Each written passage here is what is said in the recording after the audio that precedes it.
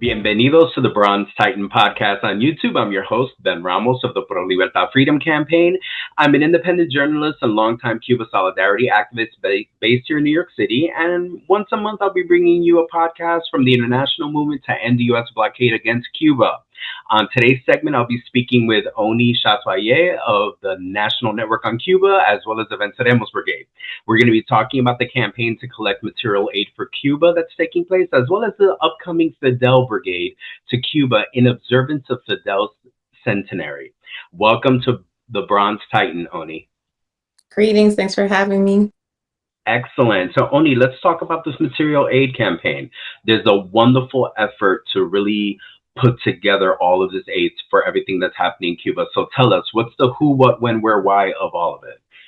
Well, there are multiple solidarity delegations traveling to Cuba that are not going empty-handed. We have IFCO Pastors for Peace, who is trying to fill a shipping container. The Centenary Fidel Brigade, which is going in August, is also trying to fill a shipping container. And then we have our comrades from Global Exchange, also NNOC member org, who are making monthly material aid trips to the island. And it's a really, really crucial time because the U.S. keeps escalating the economic war on the Cuban people. They are targeting key industries in Cuba that bring much needed income. And so it's really, really desperate situation on the island right now.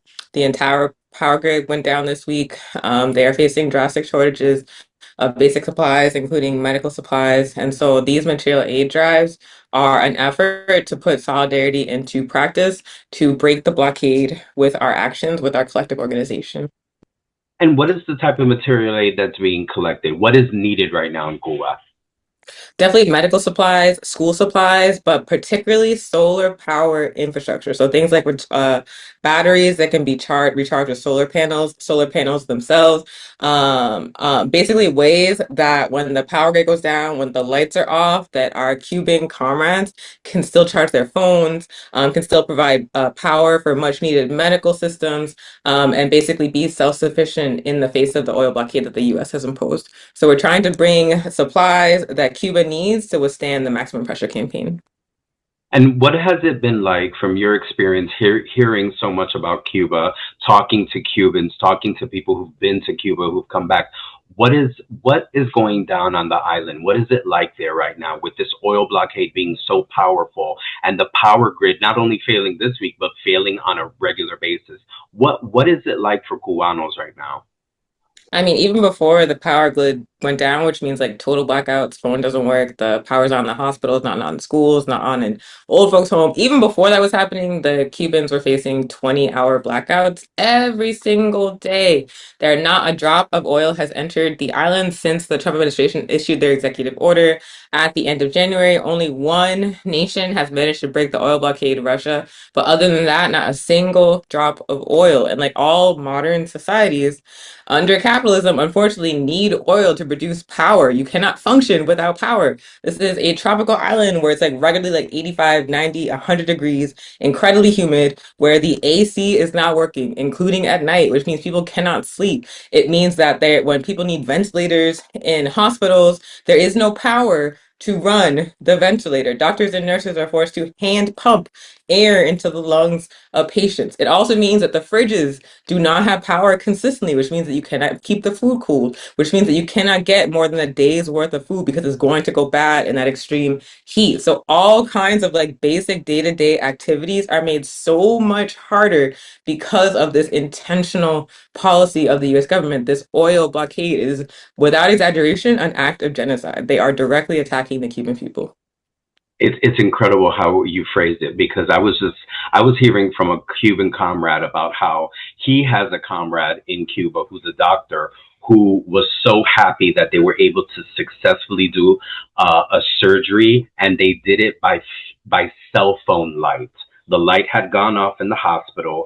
They were trying to save this individual, which they saved the individual. But imagine conducting surgery on a person and everyone's got their cell phone lights on just because there's no ambient light. This is the reality. I love how you said genocide. It is. This is a slow, resource-based genocide.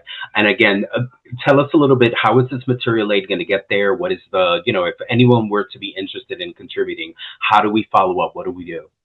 So we are bringing material aid with us in suitcases to the island, as we do with every brigade on the Centenary Fidel Brigade. But we are also filling a shipping container. We're going to bring goods to Miami with the brigade. We are going to put them into that container, and that container is going to come to the island with us. It's going to arrive shortly after we get there. And so, if folks want to help us fill that container, we would deeply appreciate it. We have a national fundraiser going right now. The goal is $100,000. It'll help us get material aid to fill the container. It'll also help us provide partial scholarships for our brigadistas, who are mostly poor and working class colonized folks, people of color, queer folks. So definitely very important. So it's bit.ly.com, bit.ly/aid, the number 4COF, to contribute to our national fundraiser. And then we also have Action for Cuba committees, which are the local organizing arm of the National Network on Cuba, as well as local committees of the Venceremos Brigade in states and cities across the United States, who are actively fundraising, having material aid drives, and collecting material aid to bring with the brigade. And you can find that on our social media, vb4cuba.com, and also on the National Network on Cuba Instagram.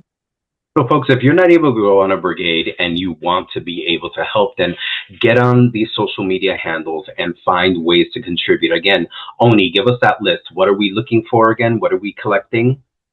So looking for medical supplies, school supplies, solar power, so like batteries, panels, any kind of like solar powered what's it called? Those power banks or generators are deeply appreciated. Also shelf stable food, also things like pads, tampons, contraceptives are extremely important. We have a full list of material aid that we have posted on our website and our social media that folks can definitely check out.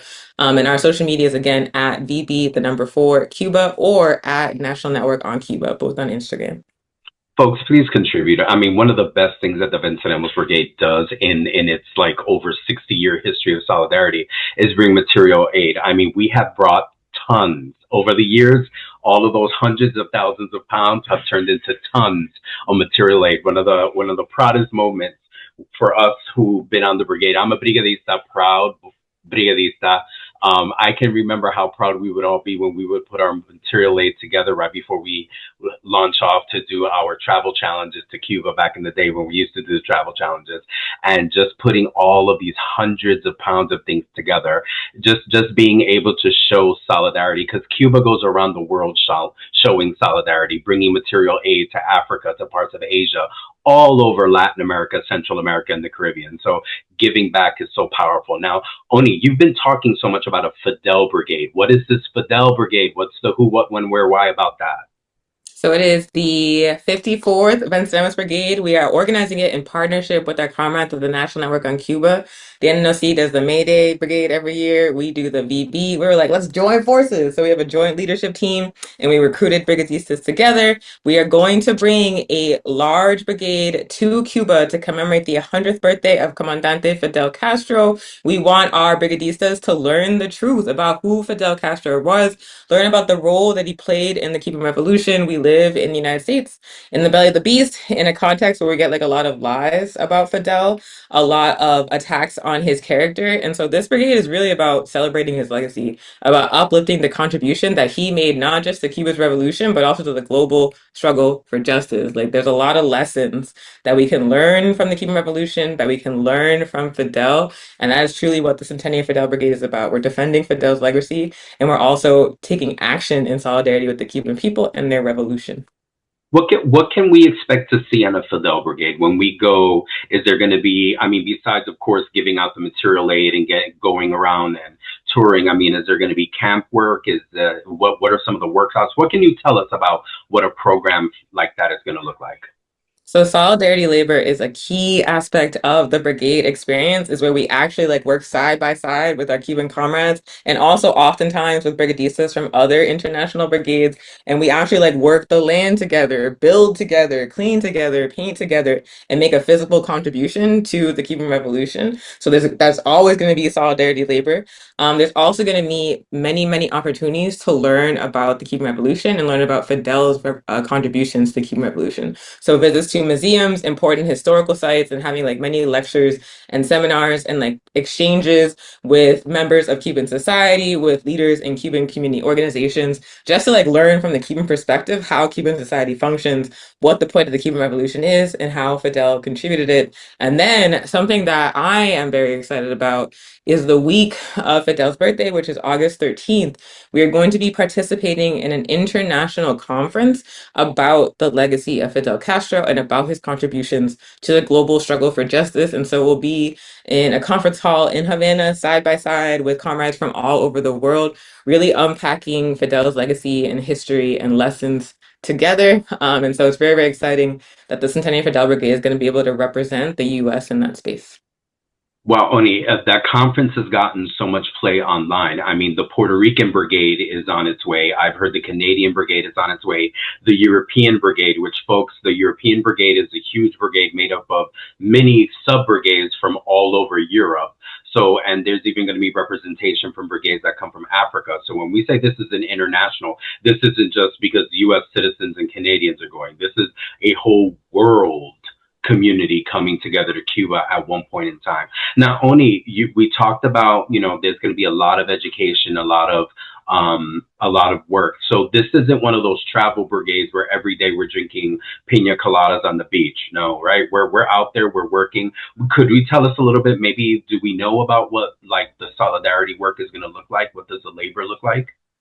I don't have specific spots, but it usually includes work on urban farms. Like we've gotten schools ready for the school year in the past. We've helped do labor around solidarity housing. So that's like in the vein of what it will be. And very, very good point. It is not a tourist trip. It is solidarity in practice. It is important political work. It's really building people to people ties across borders to strengthen the struggle against imperialism. So we do a lot of work to prepare the brigadistas to show up in that way with like a collective mindset, with a solidarity mindset. It is like a very beautiful place. It is like a very wonderful place to be, and so folks will enjoy themselves. But the purpose of the brigade is to make our contribution to fighting alongside the Cuban people.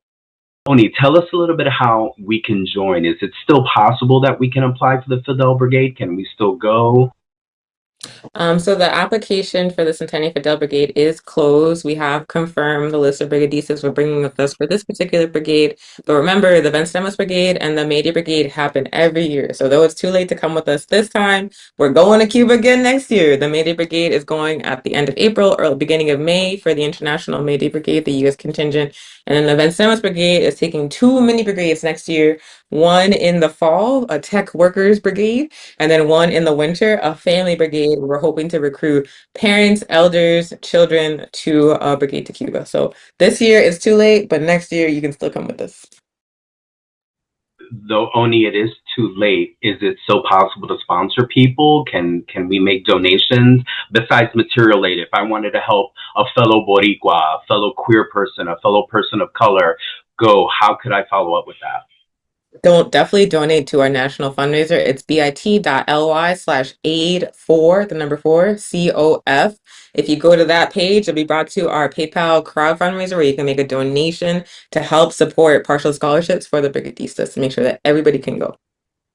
Wonderful. So, all right, Oni, it's always so much whenever we talk about visiting Cuba. And I want to ask from a personal level, what is it like as a woman of color, a woman from the United States, a revolutionary, a young revolutionary? What is it like for you to go to Cuba? What does that experience mean to you? It's a really important model of like a living revolution to learn from, to defend. Like my family's from Honduras and Haiti. They are very poor global South nations, Caribbean nations, suffering under capitalism and U.S. imperialism. I feel like the Honduras and Haiti cannot have an election, cannot select a leader without the U.S. overthrowing them, invading, sanctioning, just like constantly beating the people down. And so just seeing another poor Caribbean nation that has managed to overthrow imperialism, that has managed to build a different kind of society, and with just a fraction of the resources of these wealthy nations, is able to give people healthcare, education, housing, like take care of its people. Like it's a very important and emotional example for me. It gives me hope in the possibility of a world where the people of Puerto Rico, the people of Haiti, the people of Honduras, the people of Central and South America, the people of Africa have what they need. It's possible. We know it's possible because Cuba exists. Like, it's so important that we learn from it, that we support it, that we make sure that the US leaves it alone, because we have to do what Cuba did. Like, I'm so dead serious. Like, we need to build Cuban revolutions in their own form all over the world. So that's what Cuba means to me. Like, it's an example that we have to learn from because we have to do it too. And everyone watching this, if you haven't been to Cuba, please, the Venceremos Brigade. There's tons of information. You've been given okay, one more time. Give us the website and the social media handle, Oni.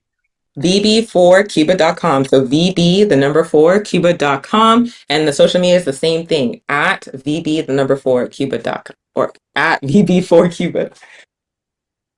So folks, get on if you have not seen it. I'm talking in particular to any young folks, young people of color, young queer people, young working class people. If you're watching this and you've never been to Cuba and you're growing as a revolutionary, I am totally biased. I'm a brigadista for life. Please come with us on the Venceremos Brigade.